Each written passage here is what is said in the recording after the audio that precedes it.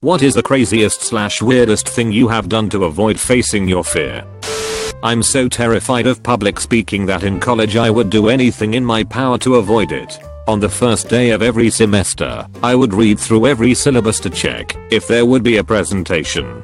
If there was, I would spend hours calculating what the highest possible grade would be if I took a 0 for the assignment. Then I would work extra hard on all the other assignments and exams, so I could still pass without giving a presentation.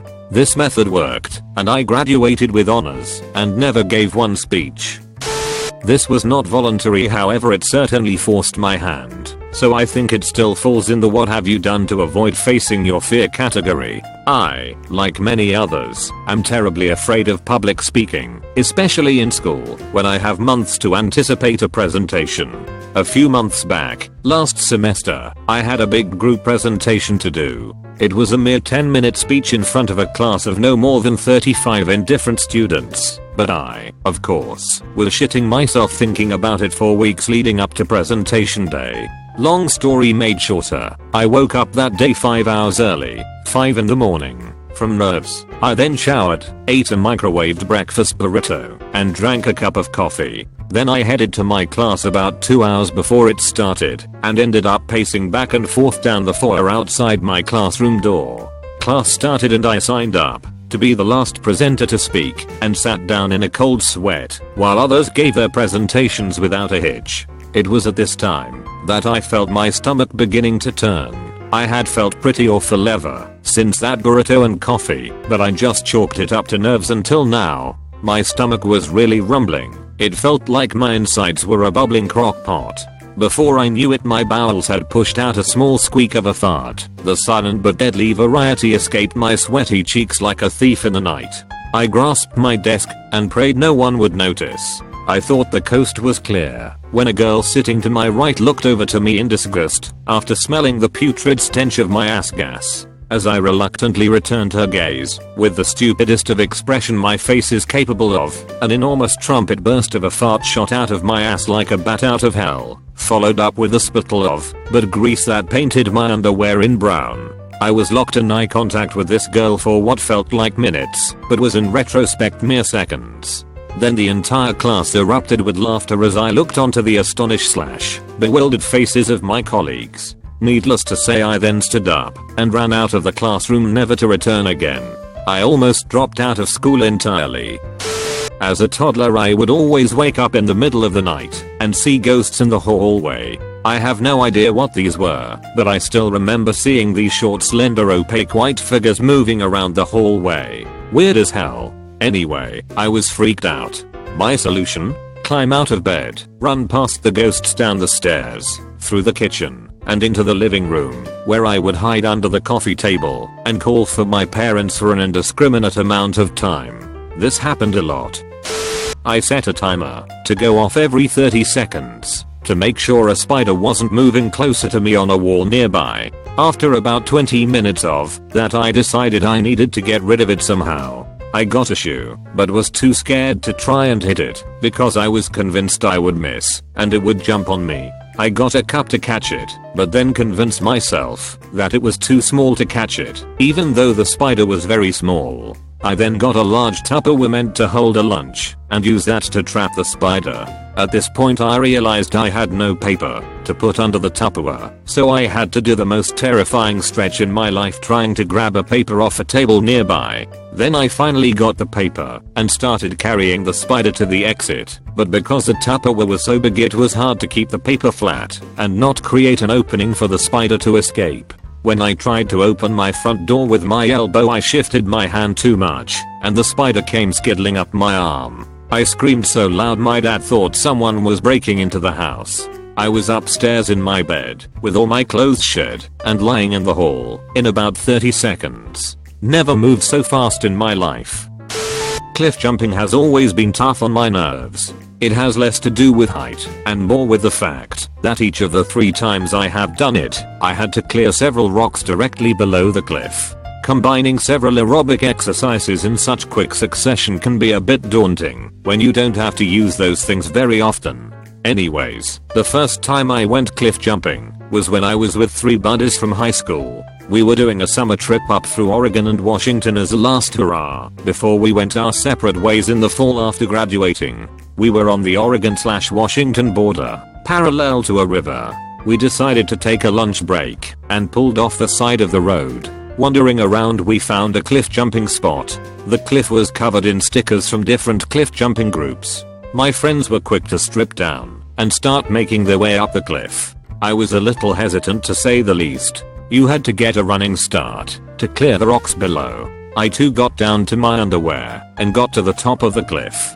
My friends were making their way up right behind me. It was effortless for them as they jumped off the cliff again. They beckoned me to join them. I was a ball of nerves and couldn't. Being an odd group of 18-year-olds, they got an idea. They told me zombies were after me and the only way to live was to jump. They made their way back up and started pretending to be shuffling zombies. This surprisingly helped me ease my tension. They were trying to help as best they could. I pretended to shoot one with an air shotgun and pretended to be out of ammo. Friend fell to the ground, continuing to crawl after me. I took one look behind me and ran for it. I leapt from the cliff and screamed "Foo yuck." Landed in the water perfectly fine. My friends and I were jumping off that cliff for about an hour. Was a great memory from that trip. Second time I went cliff jumping, I got a concussion. This sounds so stupid, but I'm genuinely horrified of the old school ventriloquist dolls. I blame goosebumps. I started seeing a guy, and when I went to his house the first time he had one in his room, I ran and made him put it upstairs. He didn't realize this was a genuine phobia and thought I just found them creepy. So later on he started chasing me with the doll, and I was crying. His roomie realized that I was in full panic and got in the guy's face while I hyperventilated in the corner. He said he thought I was laughing instead of crying and spent forever apologizing to me while I took shots of whiskey to calm the fuck down. I developed a crush on, i.e., became romantically attracted to, someone I was already in love with, i.e., someone I cared about deeply and unconditionally. I was scared to death that she'd reinterpret everything she knew about our relationship based on this new information and become defensive/closed off until ultimately trust eroded and the friendship ended. She'd done nothing to deserve this distrust on my behalf. She's really the most amazingly kind-hearted person I've ever met. It's just that I have anxiety. I confided in our mutual best friend at the time. She said she could not in good conscience keep that secret. She said she talked to her about it in 2 weeks, and I had until then to get out ahead of it by asking her out myself. She helped me come up with what to say because I hadn't even given a thought to actually asking her out before then. My intended strategy was to ignore it until it went away. When it came down to it, I had the message and all I needed to do was copy, paste, send. I couldn't do it. It felt like putting a gun to my head and pulling the trigger. It didn't make matters much better that I knew she'd say something to the effect of no, she typically turns someone down, whether she actually wants to or not, because she also has anxiety. I couldn't do something that made me feel personally responsible, but I'm a programmer, so I abstracted it. I made a mechanism that I could not stop. The message string was obfuscated so that someone reading my source code would never see it unless they were fluent in hexadecimal encoded ASCII. I had a virtual private server with a script that would send the message at a random time before start of business the following day and deleted my sole SSH key to log into the server. More specifically, it had a small chance of sending every second, so that there was a 99% chance it would have sent by morning. This absolved me of responsibility. The universe could still intervene, and by some miracle of statistics it might have been avoided. The only way to get a new SSH key was to contact a human at the company during business hours to verify my identity. Thus the script was guaranteed to execute before I could regain access. Of course, I cold reset my Facebook password to block the script. So I changed my Facebook password in the reset email's password both to something I didn't know and recorded it in 2 places, the script and a flash drive that I mailed to myself, also containing the SSH key to the VPS. Next, I wrote a script that would parse the response into a boolean yes or no, based on the presence of apologetic words/phrases versus excited words/phrases. I tested the script with an innocuous message to a random friend, then set it up again with the live payload and executed. Then I got in my car and drove until I lost signal and camped there until morning. I hate the dentist. I don't know where this fear, hatred, and loathing came from, but from a young age I hated it. The smell in the place. The instruments. Anyway, so I knew I had a dentist appointment, so 10-year-old me got out of bed at 5 AM, put on all the camo clothes I owned, Fassa paint, camo netting, the works, went out into the garden, and hid in a bush. Appointment was at 10 AM, so I thought, if I stayed there till midday I would have missed it, and no chance of being squeezed in late. Eventually people start shouting in the garden for me and looking around. My dad was about a foot from my face, but didn't see me. Went in at 12 o'clock crying. Mum asked me why the hell I hid in the garden. I said because we had a dentist at 10 AM. No love, that's tomorrow. FML. Bought a bladder buddy. I was in the army and drove around field officers as a lowly PFC. Had a urinary tract infection from drinking the tap water in Korea, and I guess so you used a condom catheter and clipped the bag to your leg. No one ever noticed it, but it felt weird having all that stuff in my uniform. Never once peed in it. Just having it there gave me an option if it ever felt like I was going to piss my pants. Helped calm me down a lot on our weekly drives to Seattle and Incheon Airport. Okay, so I get grossed out by dirty plastic, like old toys or plastic mannequins. Like, looking at them makes me gag and I have to look away. No idea where it came from, but it's visceral. So like 8th grade gym, everyone in my school has to do mandatory CPR training, with the final being verification by performing CPR on a dummy. Makes me sick just to think about. I was mortified, and I just knew that if I put my lips on that thing I would just vomit. The day before the final I pulled my teacher aside and begged her to let me do it with anything else. I brought a stuffed monkey plush and said I would perform CPR on it, and bless her fucking eternal soul, she let me do it. I dodged a huge bullet and instead lay in a room alone with my teacher while she watched me give CPR to a plush monkey. Can't imagine how bizarre that moment must have been for her, but bless her for respecting my weird phobia. I realize that nobody gives a shit, but I'll post it for the sake of sharing. When I was a kid I watched every single movie with my parents. Whether it was Saw I to Final Destination, Tits Out, Yeah He'll Be Fine, people being ripped in half. Fuck it. Well, I became a very quiet 5-year-old and consumed all of this information that I learned. I deadbolted that shit into my brain. Well, one night in the old house we used to live in we watched The Grudge. Now being the 5th of may have been part of it, or it may have been the fucking noise that the girl made in the movie, but I wouldn't go near a fucking shadow in broad daylight.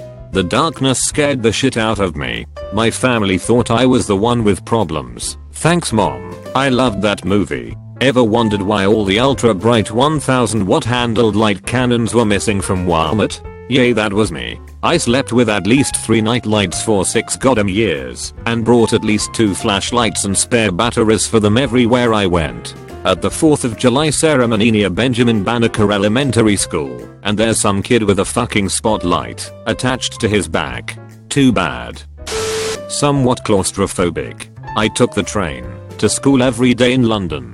Rush hour is hell on earth for me. I always got a newspaper and stood next to the door/window when going to school to try and take my mind of the clusterfuck of people around me. After school, most people who went home in same direction as me that I'm friends with went in the middle of the train. I always went to the very end of the train. At about 3:45 it ain't busy and the rear of said train is usually mostly empty. So to avoid the crowd, claustrophobia, I always went to the rear. I must have looked like the most antisocial jit on the planet, but I just can't stand in a crowded train if there are empty options everywhere else. I tried it every now and then to see if I was any better, but nah. I just panicked in my head and got off early and took an alternative route every time, even if it was half an hour longer. One night, one awful night, an enormous fucking spider just ran over my white duvet at the level of my face, my eyes. My laptop screen illuminated this scene in blue, only making it seem infinitely worse. I'm lucky the bed is a double, because I threw my laptop across it, otherwise it would have hit the floor, and then proceeded to literally beat the ever-loving shit out of my own human body, using my own human hands. If the spider was on me, I'd die with it, I figured. The duvet got thrown, the pillows got the same treatment. I then stood paralyzed for a few, really quite grim minutes, before beating the shit out of myself again. Where was the fucking spider? I ran out of my room, also forcing my bitch and fries with me, because she is cute, but dumb, and I legit thought the spider would hurt her. Made barriers of sofa cushions from sofa bed 1, stopped the spider sneaking out, and settled in for the night. In our family living room, which had no heating. In Wales, our TV is deeper than it is wide, if that makes sense, and I turned this colossal TV on and could only find the worst programs ever made. I settled on watching it. This was the best I could find, so this should really be showing how dire straits it was. That night was shit, even more so, because I kept doing spider patrols around the door, with Pippin, the dog, standing by me like some bizarre prison drama. Eventually Pippin left me, running upstairs. I did not return to my room for fully 3 days. I still look for that spider. Shit, never told it to anybody. My uncle, who is now dead, he had this severe epilepsy. He would fall into seizures from time to time, like really bad ones. He got it after the car accident. Since that time he started drinking heavily as well. When I was around 18 years old, I witnessed one of those seizures, and it scared the fuck out of me. I didn't know about his problem before, and didn't even know what epilepsy is at all. So, since that time, for some reason I got the phobia of epilepsy, and it grows on me since that time. I also heard that flashy lights could trigger it in people who has it. Well, for some reason, I think, in my head, that I could have it. Don't ask me why I think so. I know it's stupid. And now, I would be afraid of any flashy light, even things like light shows at the clubs, and stuff like that. I get an anxiety every time I experience anything flashy, in the movies, in real life, etc. This is so ridiculous. Young kid, sleeping over at a friend's house. We went ding dong ditching people in our mutual neighborhood. Rang the bell at my violin teacher's house and hid in the bushes, and giggled like little girls. For a minute. Apparently they were having a family event, and take ding dong ditching very seriously. The entire house emptied of about 5 to 7 people with flashlights, and they started combing their property in the road nearby. My friend and I ran the opposite way of his house, knocked on a pastor's door, and pretended like my friend had sprained his ankle, and asked if he would give us a ride home. He obliged and we drove right past the house. They were still outside searching 30 minutes later. I still feel guilty about lying.